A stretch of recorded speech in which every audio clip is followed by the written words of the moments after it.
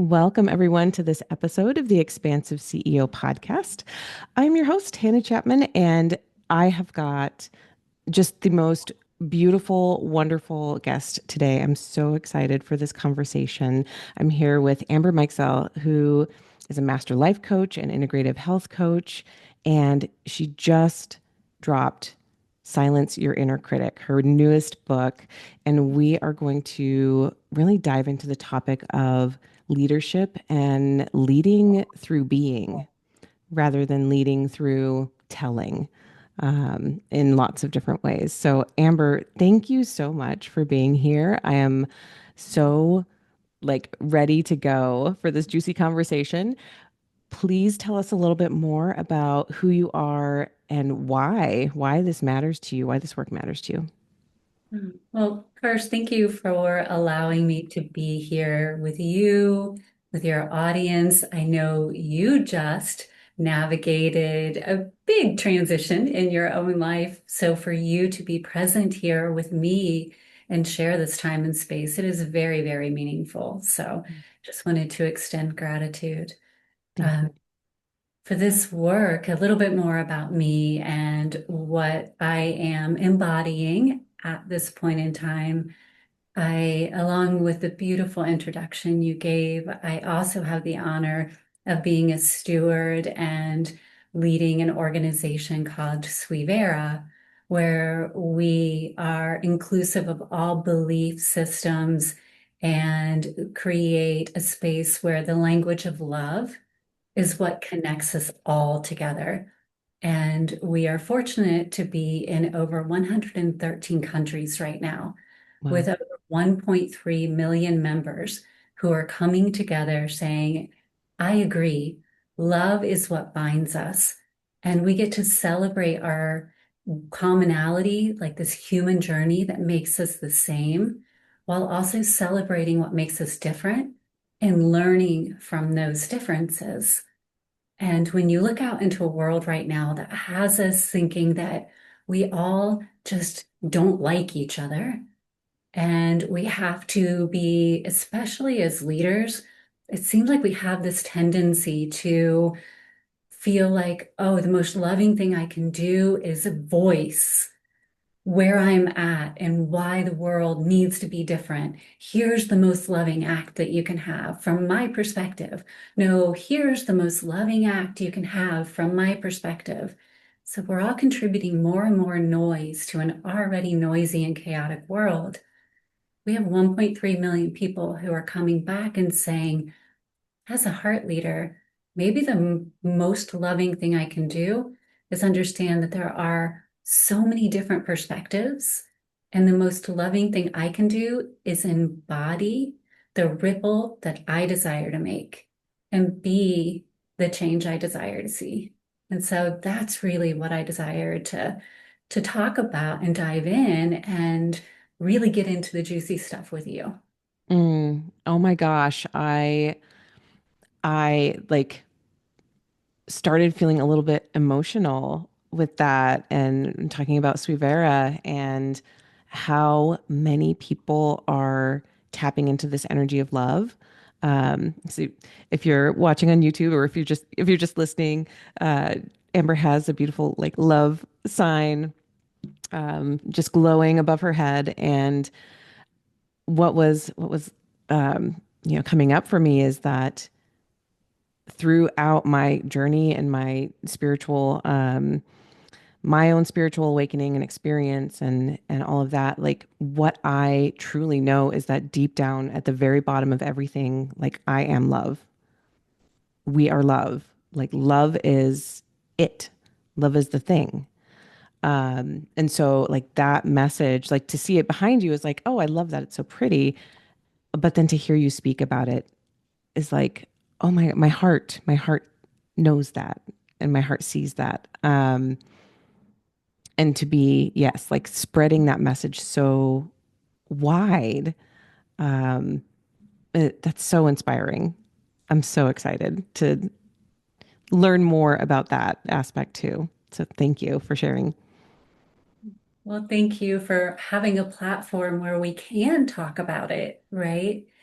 especially when you talk about expansive CEO, right? That is having been a CEO in so many different organizations. We think about it only as a role that we play within a business. But if we're in a family, whether we understand it or not, we're the CEO of our family. Yeah. And we have a role that we play in setting the framework for how our family operates, how our children begin to come up and understand. So when we start to reframe what it means to be a chief executive officer, and we understand that we're playing that role in our own lives, whether we do have children or we don't have children, or we're still determining the framework of our own lives. So we're the CEO of how our life goes. Hmm. Then it takes on a whole new meaning. And we have to be responsible for every choice we make for how our life unfolds, right?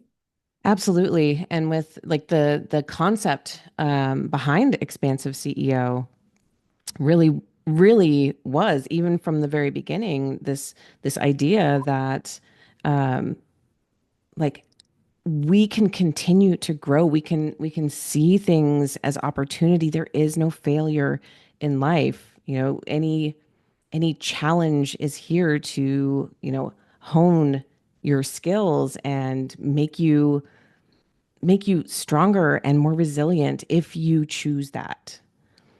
And so you get to choose. You get to choose how you experience your life, but the opportunity is there to take the expansive path forward through that, right? And to take the steps and to have the emotional integration and have, heal emotionally, not bypass, not pretend that things aren't challenging sometimes, but to really like integrate those lessons into your life so that you can move forward with more integrity, right? Move forward with more integrity, with more wisdom, and just keep embodying that. So, from like, we're speaking the same language here, as far as like, what does it mean to be an embodied leader? What does Yeah, that mean to you?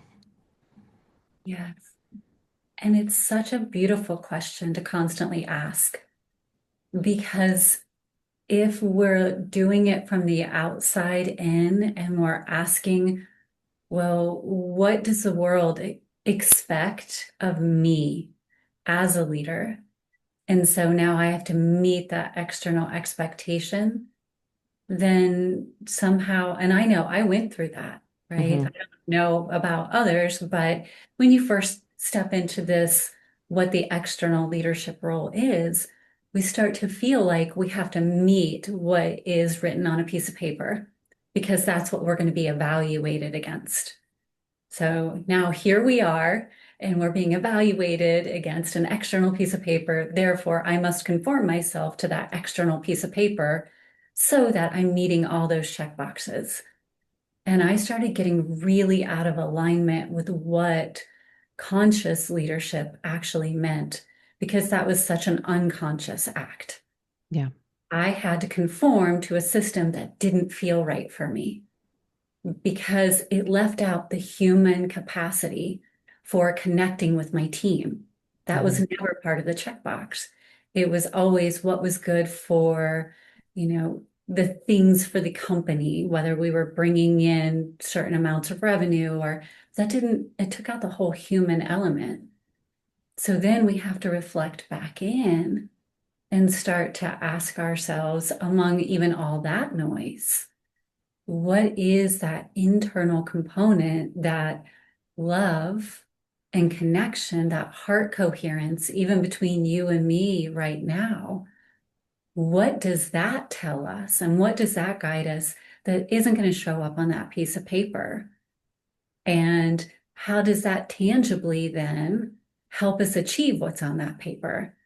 That will never in a million years be able to be translated in a way that may make sense. And so to me, those are the things that conscious or expansive CEOs or leaders in general take the time to sit with and ask, how do we refine and how do we embody that so that it creates a larger ripple effect? And so, how do we do that? Yeah. And part of that is to get that negative voice. You had mentioned the book that I wrote. Part of it is to get that negative voice that takes up 80% of the average person's thoughts. And then we sit and we cycle in them. When Hmm. I heard that statistic, I was like, what? What? Yeah. 80% of the average person's thoughts are negative and tilt negative. And then 18% of the remaining thoughts are neutral and very task oriented. Like, I have to go to the grocery store, or what am I going to make for dinner? Or I have to get the kids from the ball game, which leaves 2% of our thoughts that are positive. That's And such a sad statistic. That makes isn't me it sad. crazy? So then you start to look deeper into all of the scientific research. And of those 2% that we do have, they slide through like water. And we don't even hold on to them. We just let them go.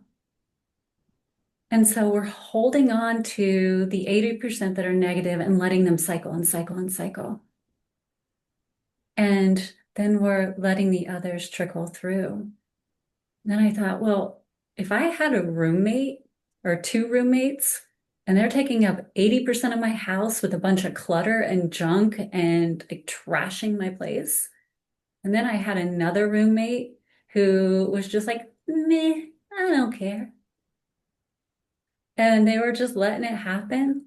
I think pretty soon I'd move them out so that I could have my place back. But the majority of us are just letting it happen in our lives every single day. And then that creates this space where we're not embracing that part of us that we just talked about, where we know intuitively that if we connected with each other in that positive way, heart to heart, that the intangible part of what would get us to the next level could just occur Hmm. because we want to connect. We just don't know how to connect because that positive connection isn't there. So we need to start getting this negative cycle, this negative brain bias to calm down and expand that 2% of positivity and hold on to it. So that's why I went for Silence Your Inner Critic.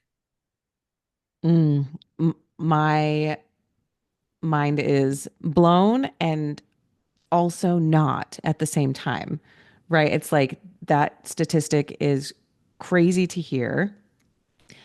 And then when you think about a lot of just normal interactions with lots of people, or, when think for a lot of people, when they think about holidays and visiting family they don't see very often, things like that, where it's like, oh, yeah, you get into those conversations where someone can only cycle on the negative or only bring up complaints.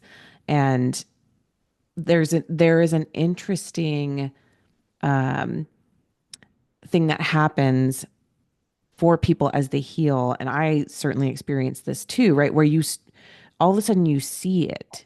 You see the like, oh, like I can't even, like I put out a positive bid, right? Like John Gottman talked about our bids for connection. I put out a positive bid for connection and it just keeps being met with negativity or being like engaged with, but then like we're turning negative immediately. Like, whoa, whoa, we took a turn, like, Where'd that go? Yeah, where'd that go? right? We just swerved. Okay, let's bring it back. Um, and to your kind of your point about being the ripple or being that beacon of change, it really is so interesting to see how everything around you shifts when you do the shift, when you start to like, I want to make that 2% into 4% and then 8%, right? And 16. Like I'm going to do that shift for Yes. me. And you people either start to reflect that back to you and come with you in that, or the break happens and you're like, oh, well, we're not really aligned anymore. I'm here for you. I'm going to continue to be positive, not in a um, toxic positivity, quote unquote, way, right? But just that inner optimism that we can carry. It really, truly is. Like for me, that was one of the things that completely shifted even business, relationships, everything. Just being able to hold my own light and be so like, so, I want to say passionate, like passionate is the word that's coming up, passionate about my own inner love for myself, but that again, that deep love of life and people and connecting, right? Just this loving this connection time. When I got to just sink into that, it was like magic kept happening over and over again. Yes, very much. And you're right. It is when we talk about the ripple effect, ripples ripple through all parts of your life. And that's the beautiful thing. So thank you for sharing that. We feel like, oh, I'm going to do this shift for myself so that it impacts this part of my life, wherever we enter into it. Oh, I'm going to start doing business coaching so that I can be better here. But we're so integrated as humans. It's not like we can compartmentalize ourselves like that. And so it's a beautiful journey when we do begin to say, I notice that I can gain strength in this area, and love is the avenue that I'm going to utilize to do that. Well, love is love, and it's going to expand in every part of your life. And so you start to see the ripple go through all avenues, as you just so beautifully expressed. And so I found with every person I would coach or minister or support, that negative kind of cycle, that negative brain bias that just seems to be hereditary. It started for survival, Right. really, truly. And now we continue to feed it because maybe we're not attempting to survive from environmental elements like saber-toothed tigers, but social media, right? We're scared to death that we'll be canceled. And our ego, that's death to our ego in a way. We're still being thrown out of a tribe and we'll have to survive on our own in some way. How many people have we watched be canceled? And that completely devastates their world. So it's a different kind of survival now. And just because it's different doesn't mean that we don't internalize that in the same way. And our negative brain bias doesn't cue in and continue to have that kind of almost inherent flow that we've always had. So that means our consciousness needs to kick in and go, I'm not going to die if someone doesn't like me. I can still survive. It's just how am I going to navigate the situation? And that comes through that self-love, self-knowing, self-awareness, and then creating your structures of who are my people, who is my inner circle, and they know me. And this can create that ripple of change where we create safe spaces for one another. And then that ripples out, and we create communities where even if people who don't know you cancel you on social media, it doesn't change your world. Right. Mm.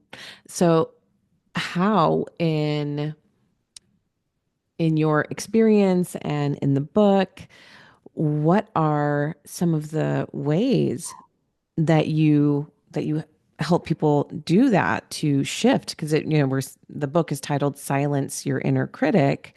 But really the thing that comes up for me is like, oh, we're even more like rather than silencing, it's like giving it something else to say, right? How do we shift the language in our brain from that negative bias to a more positive bias? So the book is written, you can probably tell I'm like a sci-fi superhero geek. So it's written where I'm your gal in the chair and you become the superhero of your own life story. So you are silencing the inner critic because it's a villain. But every villain has a superhero that's rising. And as you're rising as the superhero, you don't want to kill off the villain. It makes you stronger, actually. It has good points and it's there for a reason. But we want to make certain that your inner champion is speaking louder and growing stronger and learning through every interaction.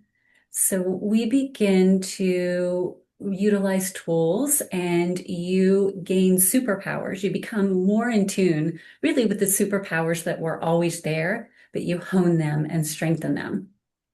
But first, you need to know the origin story of your inner critic, right?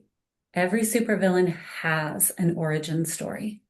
So, what is the origin story?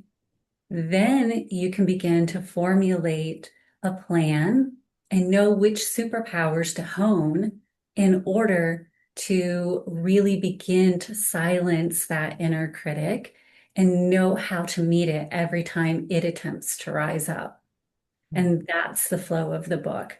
So, some of your superpowers, most of us have very common latent superpowers that we don't hone, and self awareness, self compassion, self knowing. We just go through life from the outside in with what the world tells us. But when we start to really hone that inner knowing, that inner awareness, and move that and shift from the inside out and move through the world, then that creates that inner champion. And we know what superpowers we desire to share out into the world. And we become the champion that's writing our own journey throughout the entire life that we're here to live. And then from there, that feels like it really um, taps right into this other piece that you were talking about before of leading from within rather than leading by being the loudest one in the room, being the one that's, I'm going to, the way you said it before we started recording was like, I'm going to be louder than everyone. And that's how I'm going to how I'm going to impact the world. That's the change I'm going to make because I'm just going to yell louder than everyone else. Correct. That's exactly it. And for a moment, sometimes that approach works. But what I have found is when you're the loudest and you sway according to the loudest voice, it rarely sustains change. It momentarily moves the needle. But when you look at the change makers who create lasting impacts and sustain changes, they're usually the ones that lead by example and not by brute force or loudest voice. Do you have um, any examples of leaders that you have found to be in that way? Like, can you give us some like tangible examples from your research or your work in the world or people that you've connected with that like embody that? I think there are many, Gandhi, Martin Luther King, I mean, individuals who make huge ripple effect changes that we're still talking about today. And we look at, I think they are the ones that were the embodiment of true energy. They walk into a space and you know that this is what I'm here to be, embody, and ripple out through the world. And they made statements, but it wasn't that they were yelling to make the statements or they were using force. And so Yeah, I think there are tons of them throughout history. Mm. One thing that just occurred to me that I hadn't necessarily thought of in this light before is even Martin Luther King Jr.'s "I Have a Dream" speech. He's tapping into the dream of the country for his children, and Yeah, that piece of it, being a mom myself, my kids are 14, 12, and 10 at this point. um great ages, by the way. we're having a great time, actually. We're really, really good. We have a pool at our new house, sidebar. And we were able to do that because they all know how to swim now. We're good. I'm not like that anxious mom of a toddler who like constantly wants to go in the pool and has no idea how to keep themselves alive in it, right? So um, it's been really wonderful. But that, like, tapping into, I'm not saying this for my own glory. I'm not saying this so that you see me and think of me and the impact I'm making. It's turning the flashlight and turning the spotlight maybe on and saying, like, this matters for my children, for my children's children. This matters for things beyond me. And that's a very different message. So important.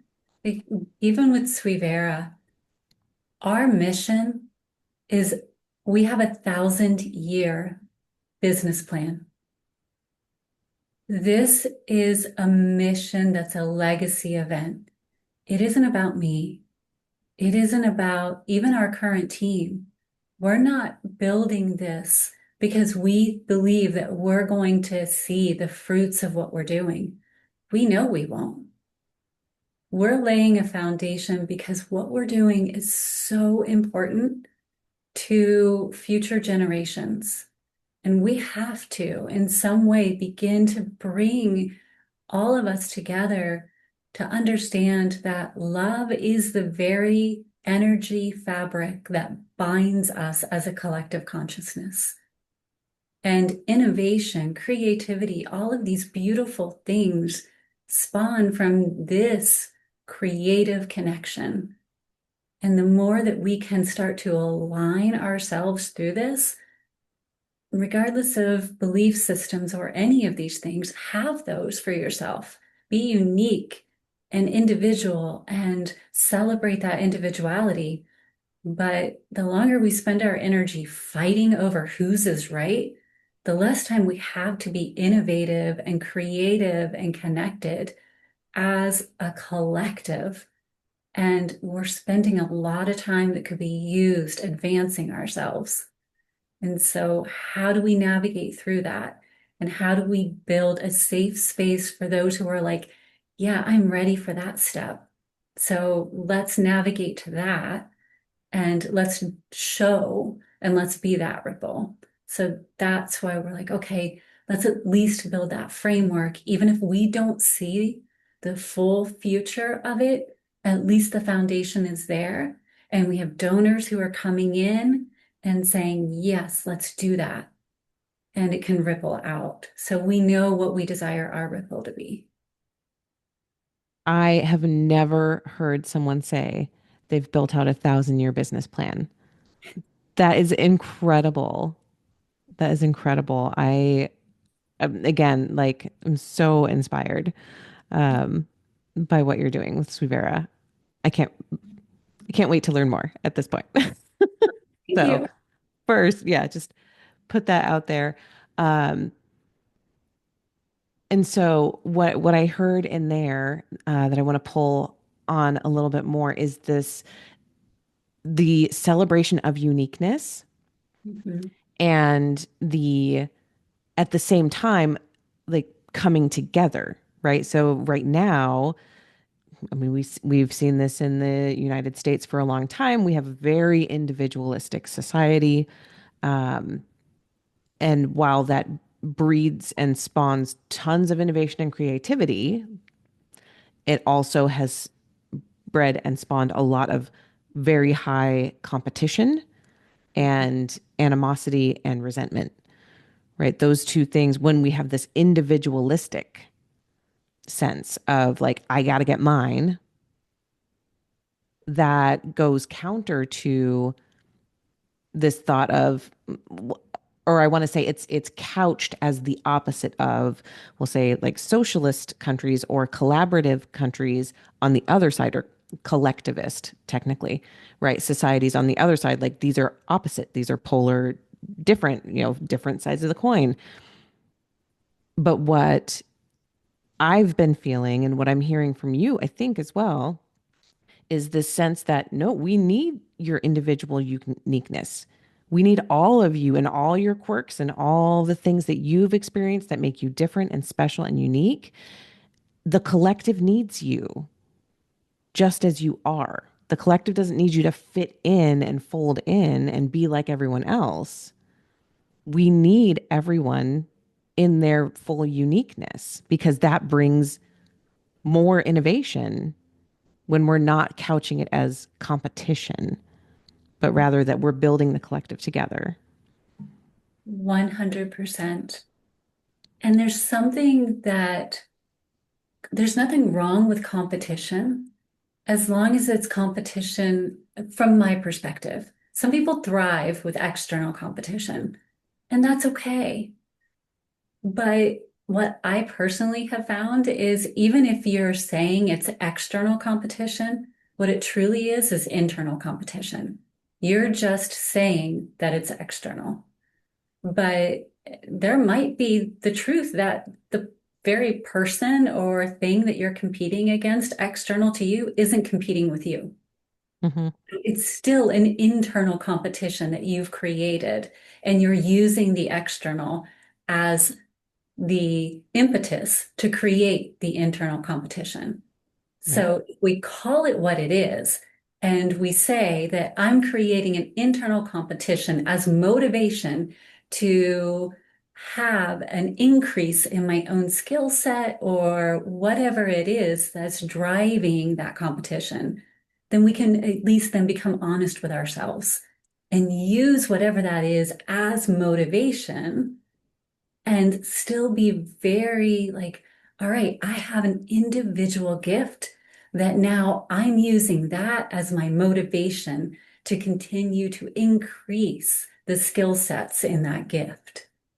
And that still allows us to have a connected, beautiful way of coming together as a society and not create that separation because I, as an ego, have to be better than you. It's I'm inspired by you because I see how amazing you are. And now I want to utilize that as a way to inspire me to reach my full potential in the same way. So it's just how you frame it, right? Oh, yes. I had my first business coach that I worked with in 2021, 22. Uh, she would ask me like, what are you inspired by? Or I would say like, oh my gosh, this person is doing this thing and it's so cool. Um, or, even like celebrities or people in the public eye that I'm like, oh, I'm like so inspired by this. And she would always point it back and say, that means there's something in that for you. Like Yeah. that, what they're doing that you think is so amazing, and how you like, there's something that your own heart is connected to that is desiring to have or to be or to do something similar to what they're doing, right? Like there's a reason why we're drawn to different things, and it's um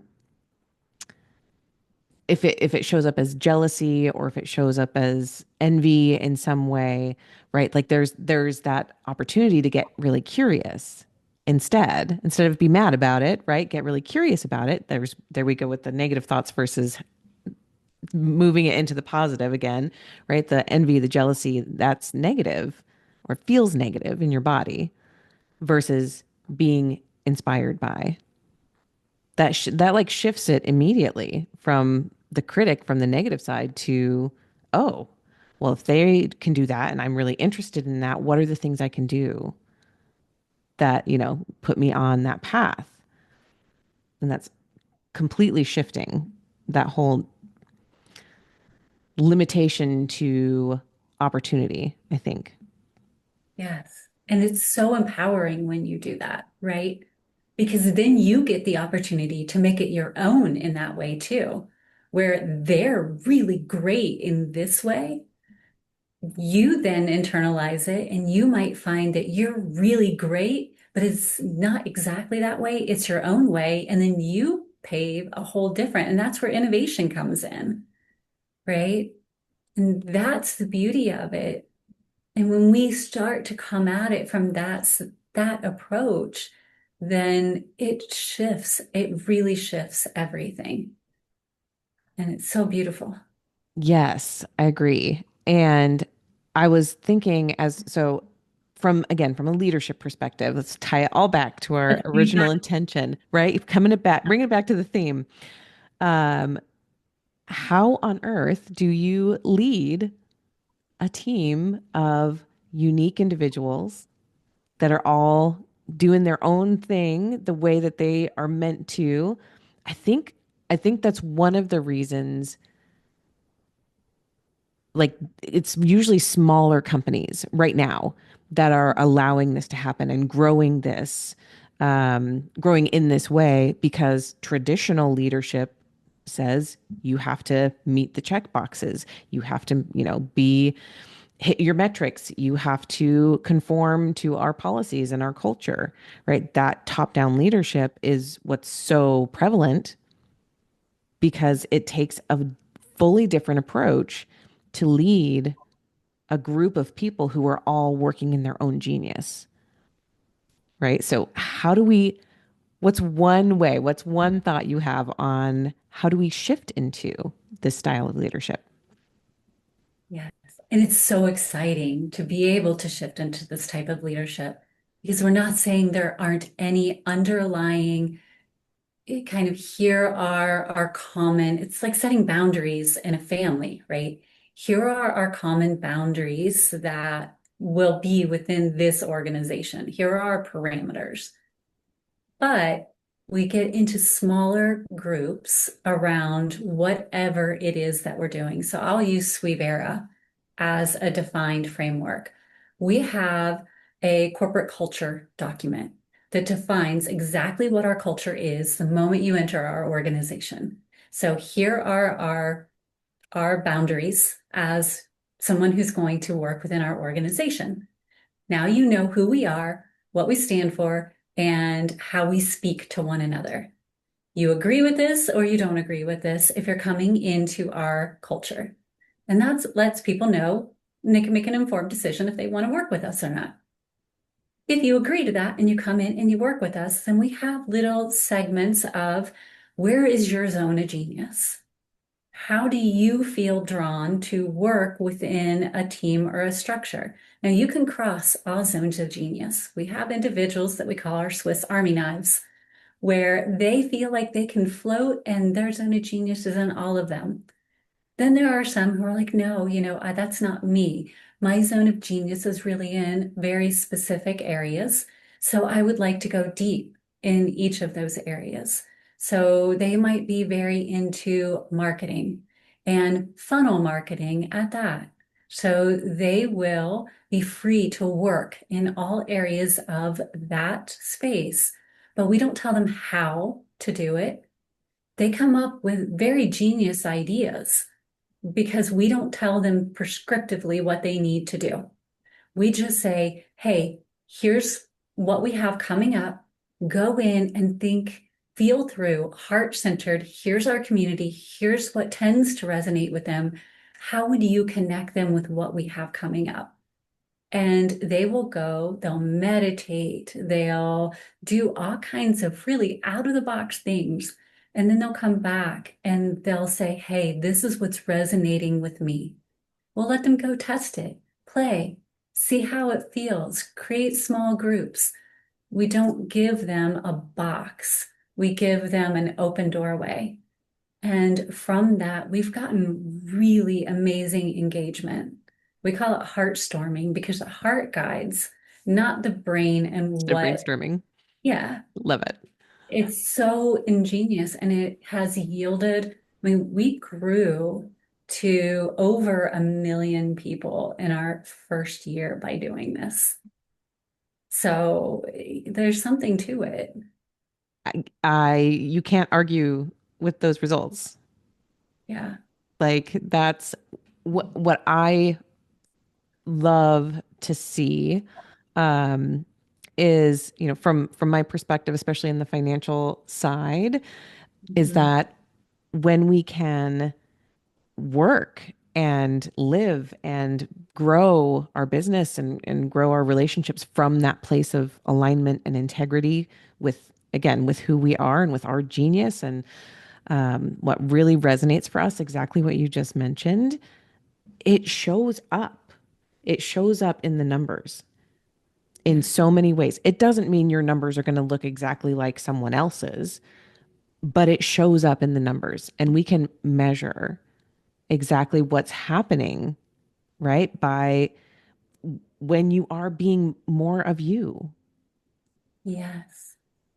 And we have sent out surveys asking our community, like, why? When did you know that you were drawn to Suivera? And we've asked them to just enter data. And they knew when they felt our authenticity, when we get such amazing responses that you feel that because it's embedded in our corporate culture. You don't feel that if somebody's adhering to a standard that came top down. You don't. You can feel the disconnect. And then what does that do for your employees also? Like how do you notice them showing up when they're given that agency and that creative license and all of that? Yeah. And this is key too. We don't feel like we have employees or staff. We have individuals who are part of the movement, and they are there because they are drawn to the movement just as much as Austin and I, who founded the movement. And that creates a culture where you can't replace it. You really can't. Everyone is there because it's a part of who they are, and their heart is 100% in it. And it's incredible. The innovation soars. The longevity of tenure is incredible. If somebody does decide that it's time for them to move on, it isn't tumultuous, it's more heartfelt. And so they'll come and they'll be, I love you. I want to continue to be part of this movement, but this situation has arisen in my life. So it's even if somebody moves out, it's so different than a standard what I experienced in a corporate culture. So it becomes so heart connected that it's no longer employees, it is commitment to your purpose, which is incredible. So what I'm hearing is that you are leading Suivera in this way. You are being that leader without having to go yell it. That is my goal. Yes. Can't say that it's possible without showing it's possible. Right. Show, don't tell. Exactly. It's great marketing, also, by the way. And just in general, show, show, don't tell. Show how it works. Show how it's worked for you. Be, be the, well, I had this on my, before we moved, and I had my little sticky notes and cork boards with all my little stuff on it. Be the change that you wish to see in the world. Has been, it's Gandhi, right? Or attributed to Gandhi. Um, has been one of my like little core pieces of inspiration for a long time. But that's, yes, that has been on my heart for decades now, to be the change that you wish to see. And you're not going to be perfect.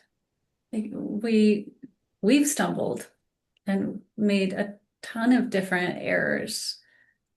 You just have to continue to strive, right? That's the key part. Mhm.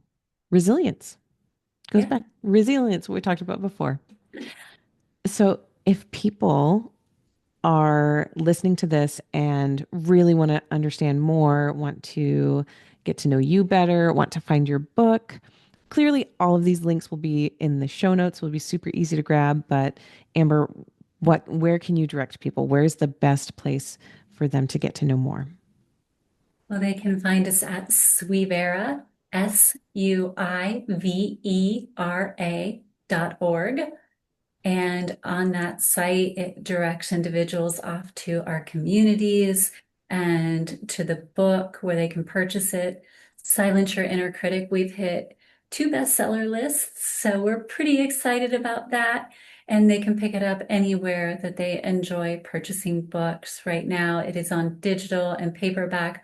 Hardcover is coming out soon, as well as audio. I'm in the throes of recording the audiobook, which is a lot of fun.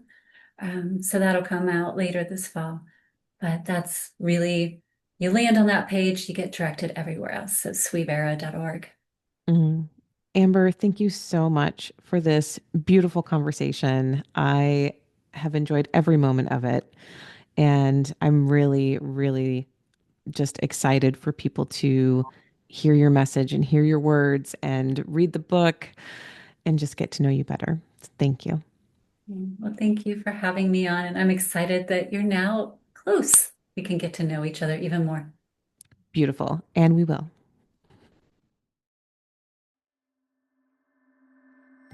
That's it for this episode. Thanks for listening, and be sure to like and subscribe. And again, if anything resonated with you from this episode, I would love to hear from you. Email me at Hannah, Hannah, at expansiveceo.com and tell me about it. And if you're ready for your greatest expansion, you can find ways to work with me at expansiveceo.com and at x2wealthplanning.com. That's X, the numeral 2, wealthplanning.com. So until next time, remember that there is enough, you are enough, and your birthright in this lifetime is to be expansive.